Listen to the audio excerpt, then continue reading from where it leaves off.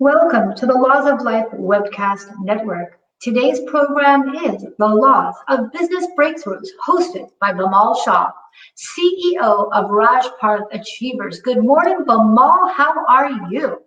Good morning. Thank you for having me here. How's your day?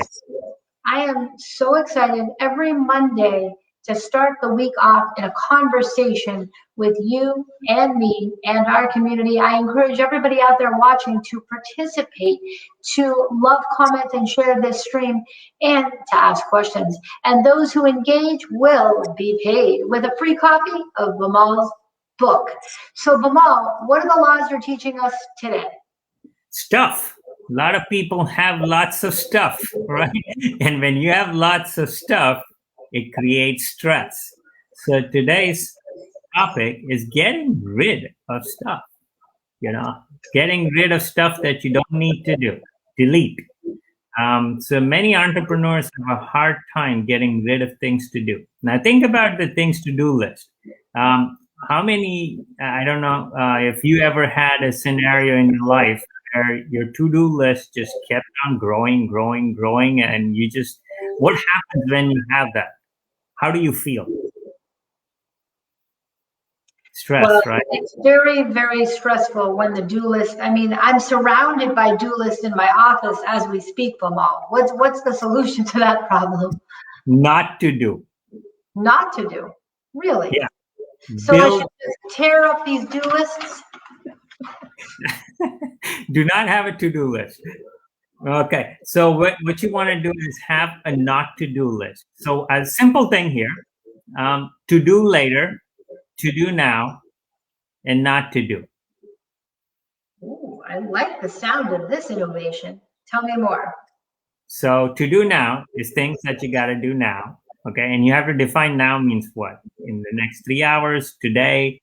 So if for now for you is today, then to do today, to do later, and to not to do. Okay. So this also gets in the habit of delegation. Now, the very first, which is out of those three lists, which is the most important list? Probably now. No. No. The not to do list. The not to do list. Is that the one that other people should do, that we should be delegating to our team? Absolutely. The not to, and also that you should be stopped doing, that you don't need to do at all. Nobody needs to do. Think about this. If you can figure out where, you may be doing something that's not getting you anywhere. Like many people go a mile, in million directions. And, instead of going a mile in million directions, go a million miles in one direction, So think about that. So think about your list and see, getting rid of stuff. Stuff gives you stress. Do things that make you energized, give you energy, that give you passion, that you're obsessed with, that you get excited, that you get motivated, that you get fascinated. How do I feel by doing this thing on my list? Do I get fascinated by doing it? If not, then what's another way of getting it done? I love that. I think the key to this conversation is entrepreneurs have to exercise the skills that empower them, that they're good at. What do we love? We love to do what we're good at, what we're comfortable doing. So we need to delegate away what we're not comfortable doing. Do you agree with that? Absolutely. And it's not just delegating downwards, it's also delegating upwards, meaning that you may not be qualified enough to do things that are above your pay grade. They're above what you are capable of doing. So think about reaching out to experts who know more, who can do more, who can get you more in areas that you don't know. Give me some examples. Would that be like tax professionals, legal professionals? What's in your mind for that? So let's take a business. The number one most important thing about business is growing your business to another level. And for growing a business to another level, you need a team, you need customers. So the number one thing for growing your business to another level, you need customers. Okay. So you could be spending your time chasing anybody, everybody, lots of customers. But what if you somebody who's an expert and building you a 5-star prospect list? a targeted list of people and then I'll give you a very simple example. Let's say you want to build a business with $1 million in revenue. So there's two ways you can make $1 million. Okay. You can sell $100 to 100,000 people or $10,000 to 100 people. Okay. Right. So would you want 100 customers? If you have a potential of building a $10,000 service or a product, you only need 100 customers, right? So if you need 100 customers, you start with a list of 1,000 people. Why are you chasing 10,000 people, wasting your time going to 20 networking events in a week and not getting one customer or made a $50? So think about what you want. Okay, you got to have measurable goals in life, right? I want to make $1 million and only from 100 customers, and I want to manage 100 customers. I don't want 10,000 customers. I don't want 1,000 customers. I only want 100 customers. Then you need to have a $10,000 product or a service. So that's delegating upwards, so that it's not the maximum audience, it's the minimum viable audience that you need to reach. It's not the maximum, it's the minimum that's important. What is the minimum audience that you need to reach in order to get where you want to go? Maybe your goal is to make $10 million. Okay. If you want to make $10 million, what is, how you want to make that? You have to divide that bucket into, okay, where is this $10 million going to come from? Where do I want it to come from? Not just where it's going to come from, where do you want it to come from? That's the key question. Where do you want it to come from? Absolutely, 100%. Well, I would think that the preference would be to have a higher fee service or product and less customers, because I would think mentally it could be overwhelming to have too many customers. But then again, my experience has always been that high volume yields the most profit. What do you prefer? Do you prefer more customers or less? Both are possible, and the key underlying factor is time. So let's say if you want 1 million customers paying you $100, okay, that's $100 million, okay, right? There's nothing wrong with it if you have built a system that doesn't take a lot of your time in managing those million customers, because you wouldn't have the time. You would need people, you would need a team, you need resources. But if you build a complete soup to nuts systems where the customers can come and go and get what they want, and you have a lean team managing that, then you can do that. Like, think about companies that have built online e-commerce business, right? Yes, you can manage a lot of customers that are buy $1 product, 50 cents product, $2 product, $3 product. And you can make good profit in it as long as you have a system to attract those people to come to the page to make a purchase and to leave the page with a satisfied purchase and the delivery of the product that they bought to their door within a reasonable time frame without you having to take your time in reaching out. And that system is interconnected with resources, with distribution centers, with outsourcing people. So you need to build a complete system for that. That's exactly right. It's all about the systems for the customer experience to be positive from start to finish. So I think a lot of people, though, they think when they don't have a lot of customers that they don't need to have these processes in place. What do you say to them? Absolutely not. Every single business needs to have a dream come true experience process written out. This is an absolute fundamental. If you can't deliver a dream come true experience to your customer, and if you haven't documented that, then you are going to fall short in the future. I mean, if your business is okay, well, people come to me, I talk to them, they pay me, and then I do whatever they want, and then we go. Then you are locked with your time, and some people talk a lot.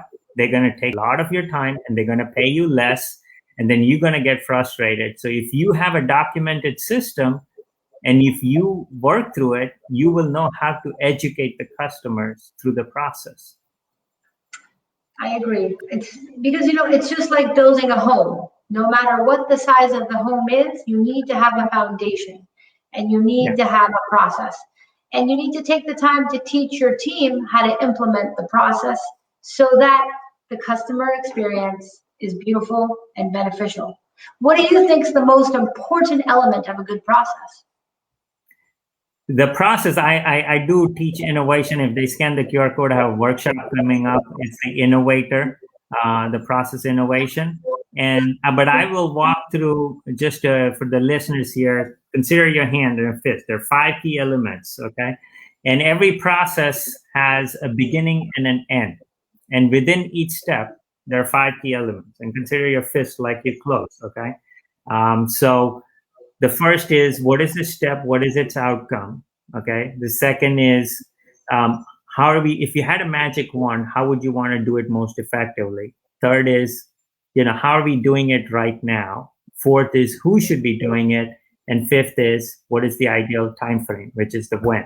So these are key 5 elements of each step. And if you don't move on to the next step until you have answered all these 5 questions. And the most important, do we need to be doing this at all? Can we eliminate this step? The process of elimination is more important than the process of addition. The more things you eliminate in your process, the more simplified you can make it, the better. I mean, think about the success of Apple. It eliminated everything except just one button, and the whole new trend started, right? And it's the one product that they launched that people wait to buy. They don't have. Think about all the other phone carriers. They have lots of choices in the phone model. Every year, Apple launches one model, right? And they launch different products, but it's one product, right? That's the tag. Think about the tag. Think about Apple Watch. Think about Apple iPod. Think about Apple. It's one product. Yes, it is. It really is. It's one product encapsulated in different shells. Exactly. I mean, you've got your computer, your iPad, your iWatch, and your iPhone. I mean, those are the 4 key products, and they have different colors and different cases and different accessories. But at the end of the day, it is one product. It's a computer. Right, which is why they're able to dominate the market. Because they perfected one thing. Exactly. One thing. So is it your opinion to perfect one thing in a person's business, to be good at one thing, to niche down? So perfection can be your biggest enemy, but I want to distinguish between 2 things. Perfection versus making it perfect. They're 2 different things. Okay? And 2 really different things. Making it perfect is where you need to focus. Now, you're not making it perfect for you. You're making it perfect for your customer. So what is perfect for your customer is perfect for you. That's true.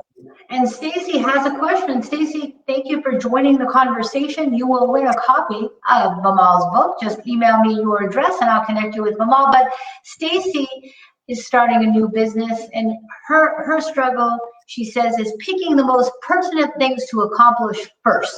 What is the priority?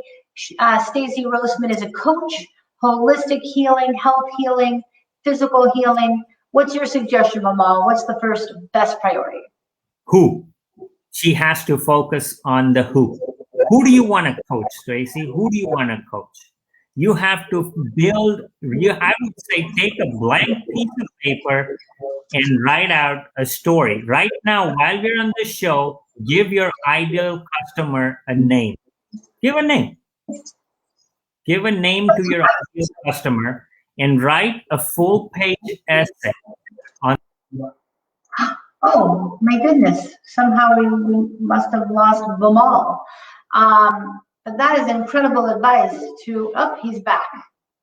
Vimal is back. So write a full page of all the priorities. No. Who? Okay, not one priority. No, just one. Who? Who does she want to coach? Who is her ideal customer? Okay.